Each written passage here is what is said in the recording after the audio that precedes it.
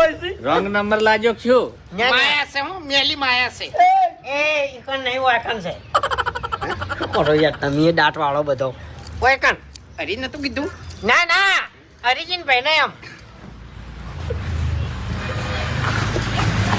જાનો આનો વળજો છે ને પથારી મારી ભરસે વચ્ચે.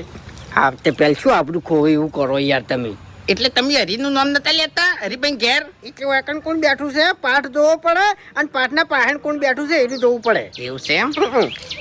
વાન વાન હાલ પટાઈ ગયું. હે આ તો મારા માટે છે ને દાબાદનો ખેલ છે.